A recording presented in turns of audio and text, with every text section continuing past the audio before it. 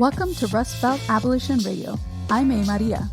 In today's episode, Schools, Prisons, and Abolitionist Futures, we explore the parallels by which the institutions of prisons and schools work to reproduce our current society, racial capitalism, and how they illuminate challenges in the rocky passageways toward abolition. We speak with imprisoned intellectual Harold H. Gonzales about the history of school segregation and the construction of the so-called school-to-prison pipeline. We also hear from Erica Miners, who discusses how schools are embedded in carceral regimes and encourages us to view them through the wider lens of abolitionist struggle.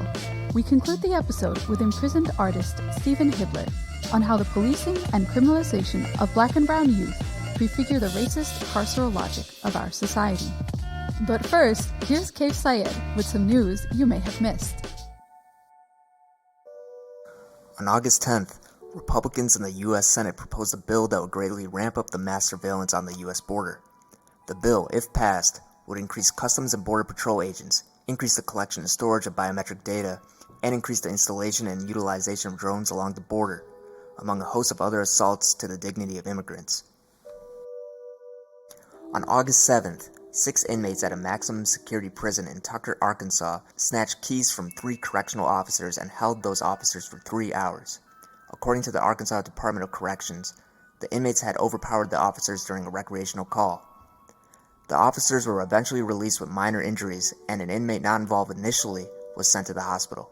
The inmates who overpowered the guards have been sent to a different facility or facilities, although their whereabouts are as of yet unknown to the public. This is the second disturbance at this prison this month. This August is a month of action on behalf of Kai Peterson, an incarcerated Black transgender man who, back in 2011, was arrested in Georgia for killing his rapist in self-defense. Kai has been sentenced to 20 years for involuntary manslaughter, 10 years more than what the state of Georgia mandates. Although all the evidence, including rape kits, have shown incontrovertible evidence in Kai's favor, and that Kai should have been protected under Georgia's standard ground laws, the racist, transphobic system we live in has made Kai a victim multiple times over. Kai is calling for a Write the Governor campaign and petition from now until the end of 2017, calling for Kai's release. Please go to freeingkai.com, that is freeingky.com, to participate in this campaign and support Kai Peterson. Check out News from the Streets at rustbeltradio.org for more on these news items. I'm here with Alejo Stark, and you're listening to Rustbelt Abolition Radio, an abolitionist media and movement building project based in Detroit, Michigan. In what ways does our current educational system reproduce, rather than solve, the problems created by racial capitalism? And how do we struggle toward a liberatory school system, rather than one which contains and represses us? These are the kinds of questions abolitionists ask. I interviewed abolitionist intellectual Harold H. Gonzales, currently imprisoned at Michigan's Baraga Correctional Facility, about the ways in which our current educational system isn't necessarily broken, but rather is working precisely the way it was intended, to reproduce the anti-Black and white supremacist capitalist order. H.H. traces the history of the so-called school-to-prison pipeline and attempts to chart a way out of it. In the discussion concerning the pipeline from schools to prison, we have to go back to the Brown versus the Board of Education 1954 decision on desegregation. You see, the psychological effects of prolonged conditioning in either white supremacy or racial inequality allows you to see that this was not a victory for the disenfranchised. It was the beginning of a panic-propagated journey to mass incarceration.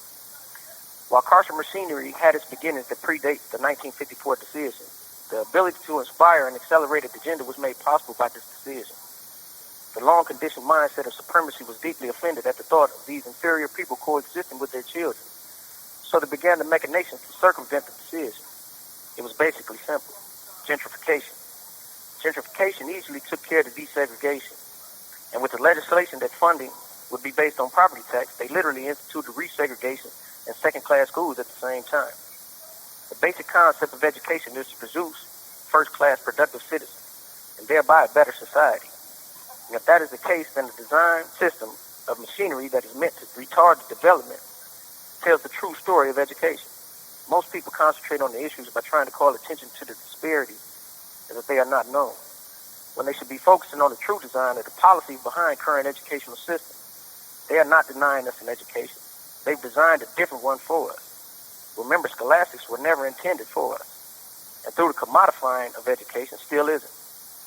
But if this is true, Then you ask, what education do they desire for us? Well, basically, the education of the black man in America has been debated and talked about from every angle concerning the disproportionate funds, the underpaid teachers, and the outdated books, and the overwhelming neglect that is the order of the day in regards to the people living the black experience in America. I use the phrase black experience with a very emphatic connotation that is relevant to this topic specifically. You see, while most use the term black as a nomenclature to lightly describe the Afrocoid phenotype in America as if it is no big deal, they are actually accepting and designating a status that causes a stigma to be placed on themselves and others. This designation equates to the experiences of the so-called blacks in America, and a status or class that through time and consistency, along with imagery and politics, combined with a disenfranchised mind state that is consistently enforced simply by phase of society to show that it doesn't exist, basically tells the real story of the education of the so-called blacks in America.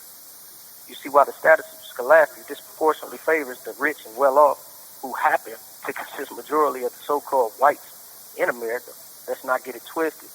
Those living the black experience in America are receiving the education desired to produce the sought-after contribution engineered for their status. They are being educated to become the fuel for the machine that is the prison industrial complex. The sad, simple, and psychological programming for those living the black experience in America is accepted that prison is a natural part of the so-called black's life in America. It has become cultural in its relevance, and if it's cultural, it's taught wittingly or unwittingly from the earliest beginnings of comprehensions. Let me see if I can get you to visualize this concept.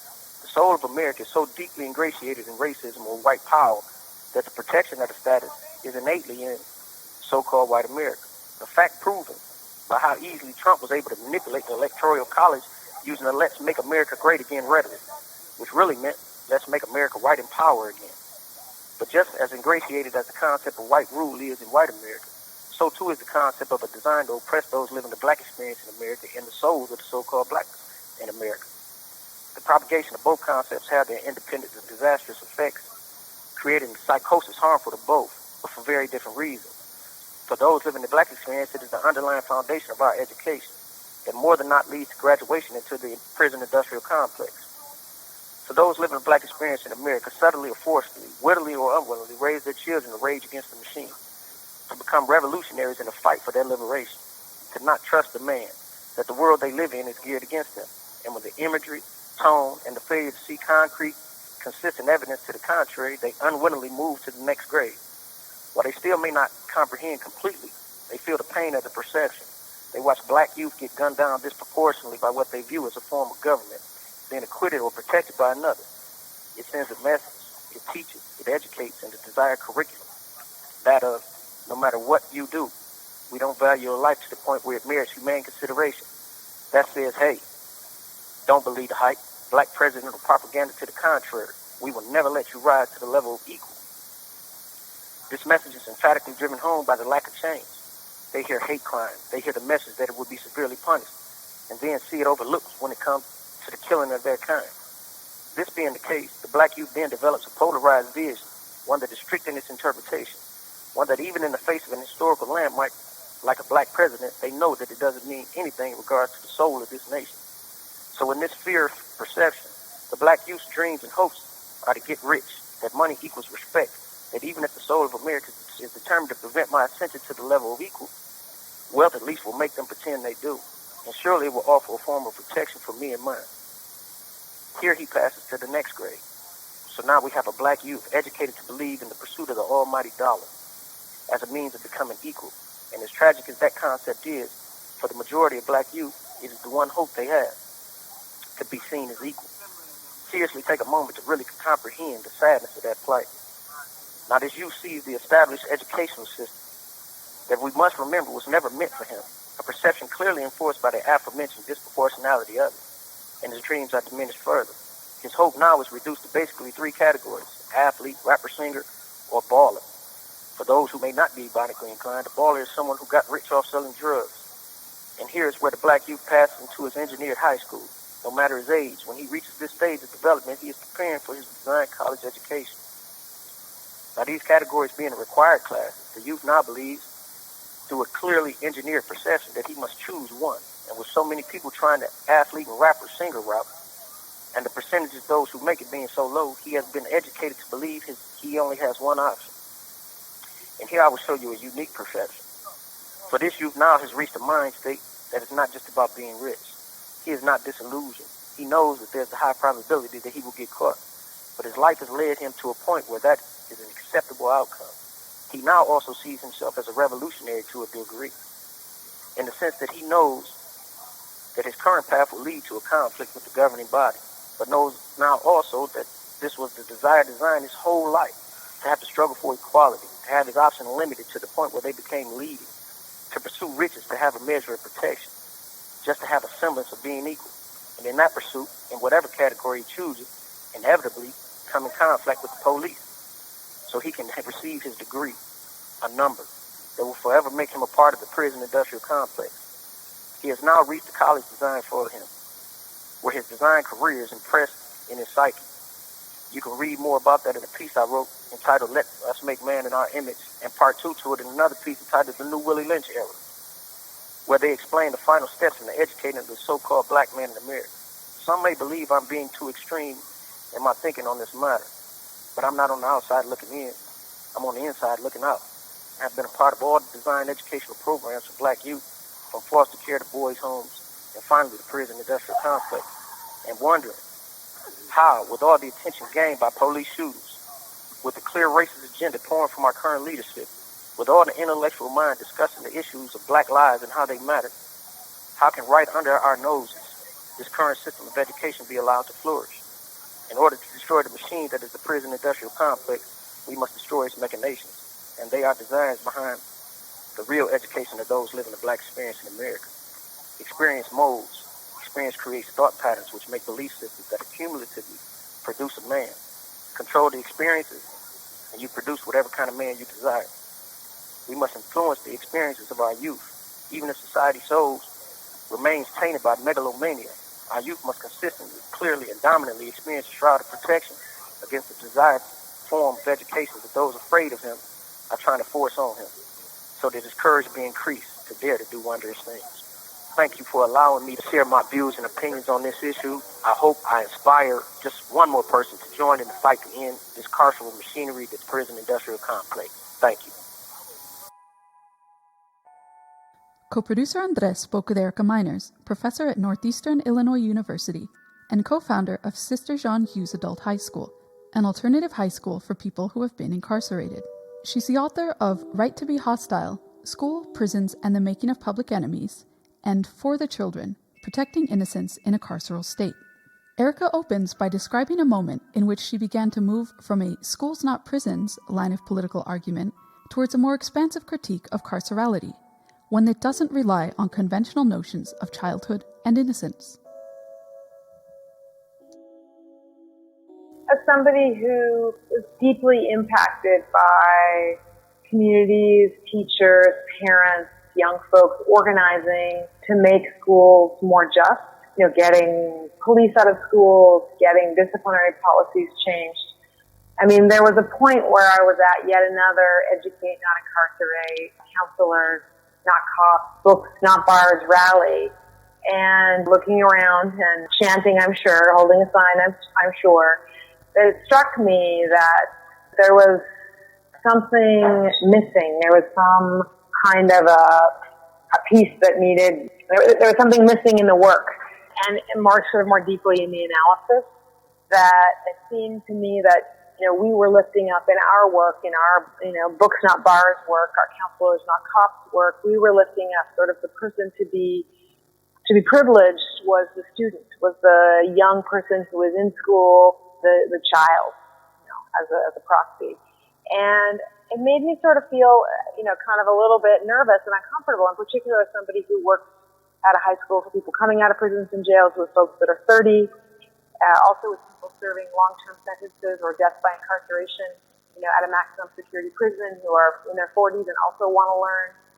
And I felt like while I was at those books not bars rallies that were privileging the child, sometimes directly, sometimes indirectly, it made me really think critically about how those campaigns for liberation for young people, those movements against the school to prison pipeline, actually reinforce the logic, both sometimes explicitly and sometimes less explicitly, that would actually do harm to some of the other sites and communities that I'm a part of.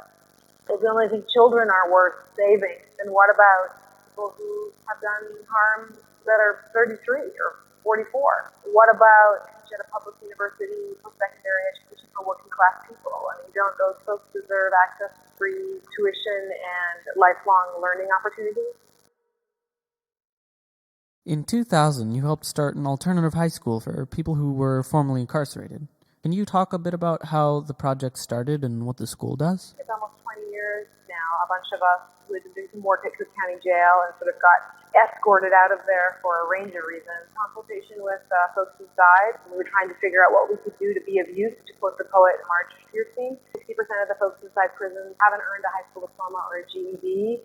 And one of the significant barriers towards academic or economic mobility is the lack of that piece of paper. And folks want access to that. Also, folks want access to learning for the same reason that everybody wants access to learning. It rocked my world, changed my world. So we started a high school program on the west side of Chicago in a church basement.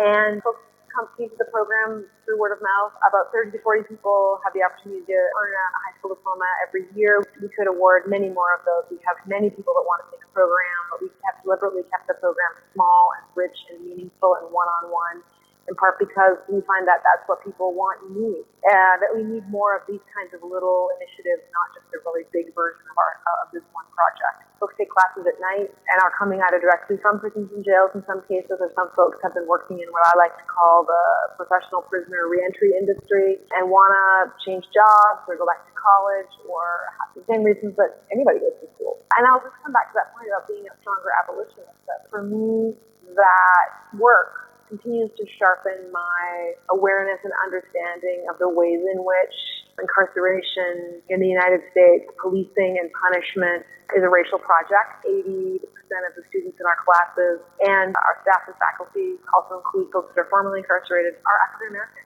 And looking at the ways in which the consequences of incarceration certainly do not end when people are released from prisons or jails, and the ways in which other practices, other state practices like child and welfare services, like policing, are also part of this ongoing collateral consequences of being locked up. And also that the ways in which people's families, communities, neighborhoods are really conscripted and part of the prison industrial complex.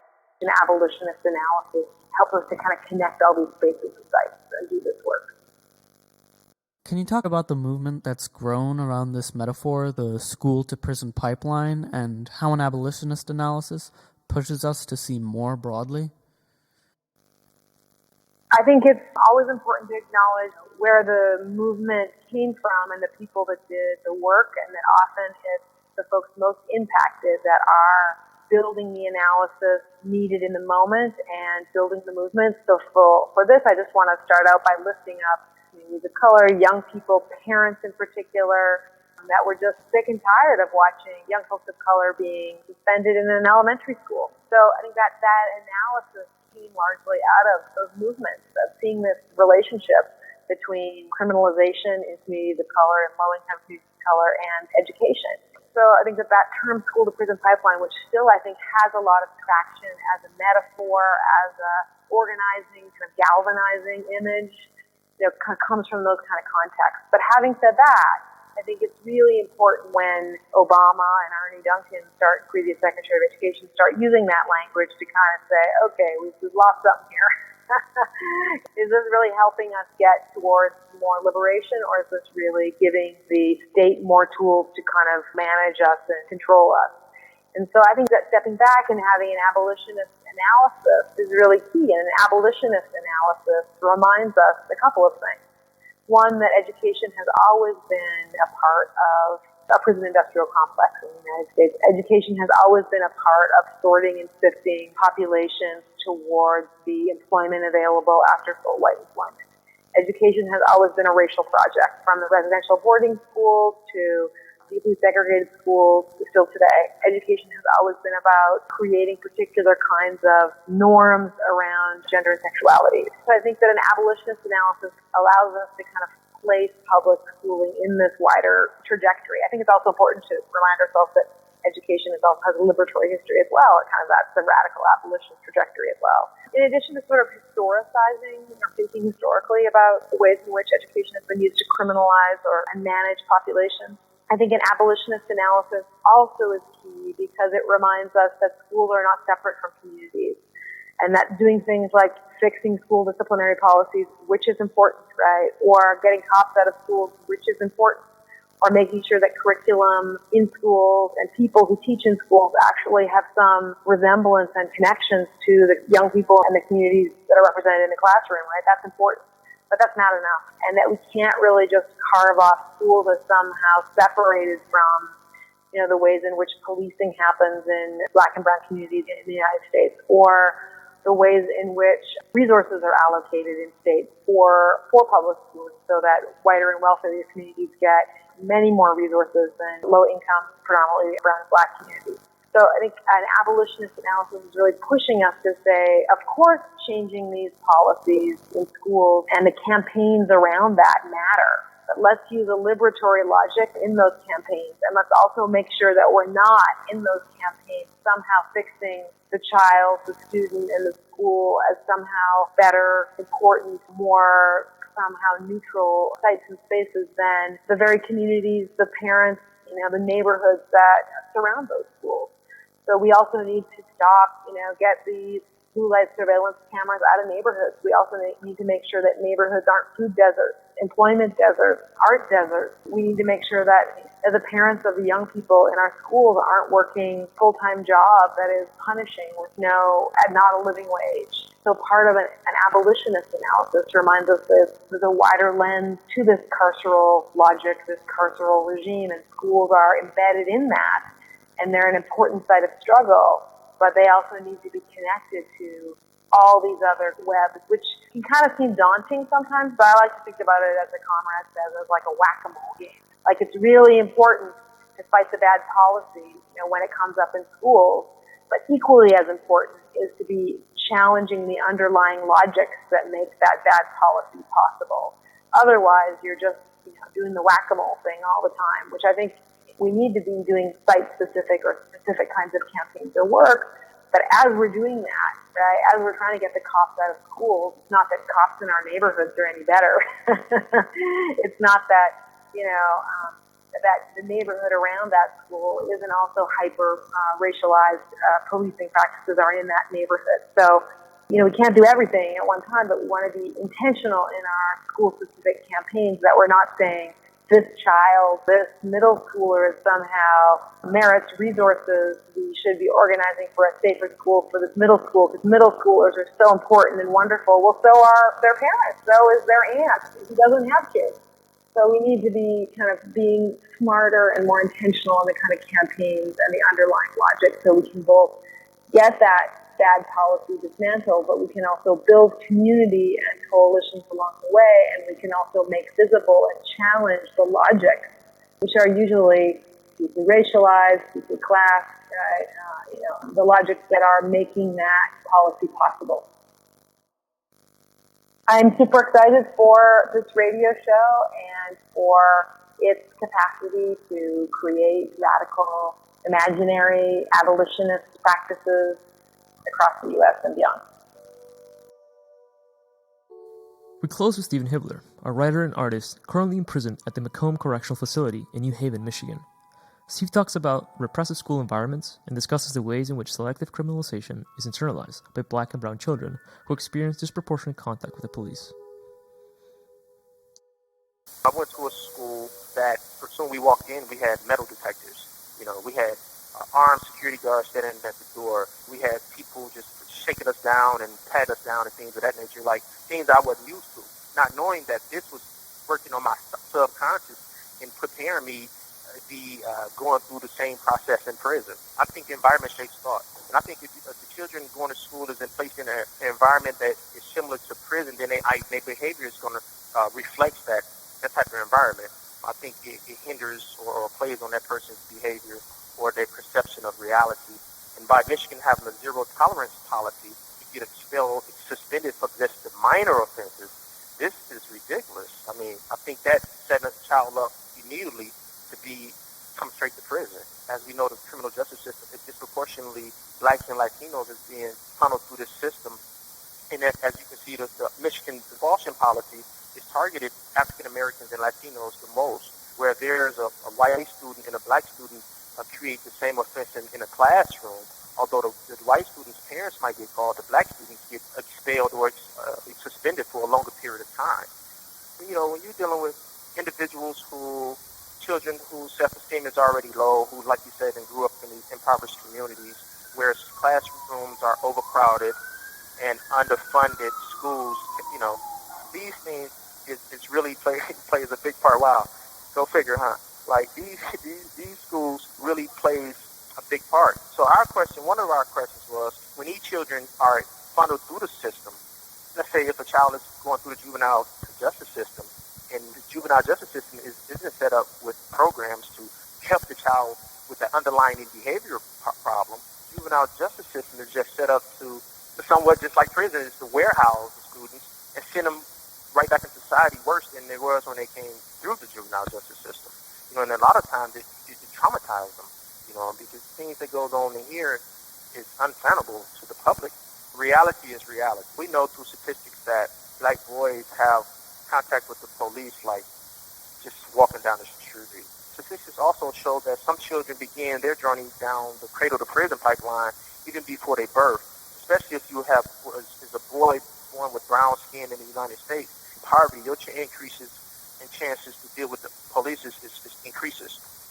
I can be walking down the street, police walk by, it's like a degree of suspicion is already attached to me just because of my brown skin. That's contact. I'm thinking in my mind, like, is this normal? You know, from riding in a car.